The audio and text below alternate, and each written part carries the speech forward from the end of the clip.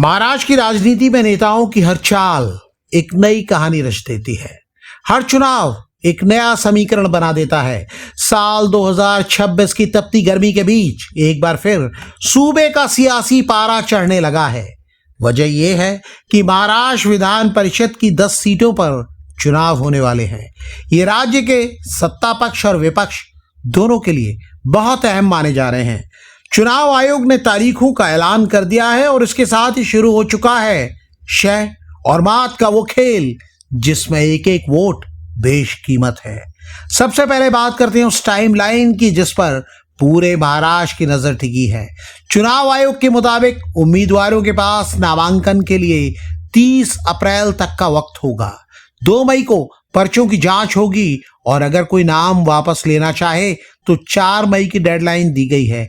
मुकाबला होगा 12 मई को सुबह 9 बजे से शाम 4 बजे तक वोट डाले जाएंगे और उसी दिन शाम को नतीजे भी सबके सामने होंगे।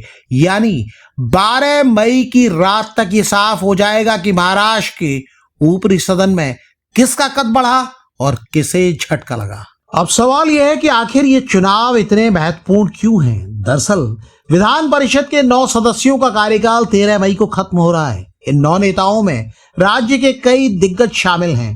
पूर्व मुख्यमंत्री उद्धव ठाकरे, नीलम गोरोहे, शशिकांत शिंदे, अमोल मिटकरी, रणजीत सिंह, मोहिते पाटिल और राजेश राठौर जैसे नेताओं के नाम इस लिस्ट में हैं।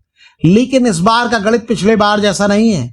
इन 9 नियमित सीटों के अलावा एक सीट पर उपचुनाव भी होना है और वो सीट है प्रज्ञा सातव की। प्रज्ञा सातव कांग्रेस छोड़कर बीजेपी में शामिल हो गई हैं। उनके इस्तीफे की वजह से उपचुनाव जरूरी हो गया है। गणित को गहराई से समझिए। इन 10 सीटों के लिए होने वाली वोटिंग में 2 अलग अलग प्रणालियां काम करेंगी।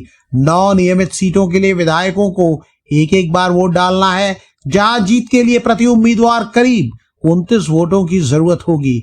वहीं प्रज्ञा सातव वाली उपचुनाव वाली सीट के लिए मुकाबला सीधा है या उम्मीदवार को बहुमत यानी कम से कम 144 से 145 वोटों की जरूरत पड़ेगी। इसका सीधा मतलब यह है कि जिस गठबंधन के पास विधानसभा में संख्या बल है वो इस 10वीं सीट को आसानी से जीत लेगा। विधानसभा के मौजूदा आंकड़ों को देखें तो महायुति यानी बीजेपी, एकनाथ शिंदे की शिवसेना और एनसीपी का पल्ला भारी नजर आता है।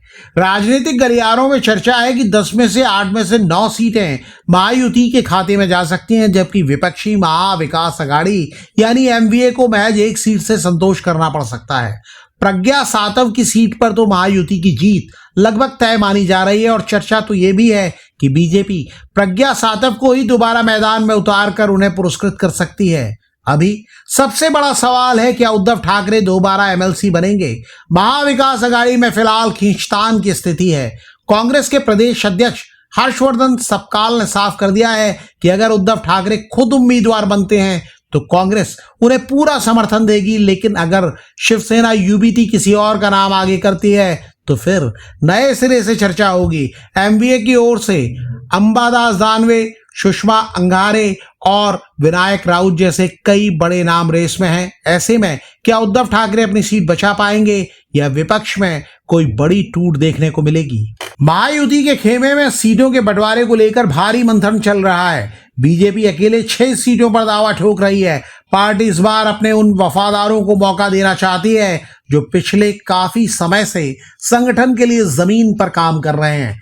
केशव उपाध्याय, राम सातपुते और रंजीत सिंह निम्बालकर जैसे नाम चर्चा में हैं। वहीं एकनाथ शिंदे की शिवसेना नीलम गोरहे को दोबारा मौका दे सकती है, जबकि अजीत पवार गुट से अमोल मिटकरी या सूरज चौहान को टिकट मिल सकता है। महायुति की रणनीति साफ है, ज्यादा से ज्यादा सीटें जीतकर विपक्ष के हौसले पस्त करना। लेकिन राजनीति में जो दिखता है वो हमेशा होता नहीं है। असली रोमांच तब पैदा होगा जब बीजेपी और एनसीपी अजीत पवार मिलकर किसी 9वें या 10वें उम्मीदवार को मैदान में उतार दें। अगर ऐसा हुआ तो फिर शुरू होगी सेंधमारी की राजनीति।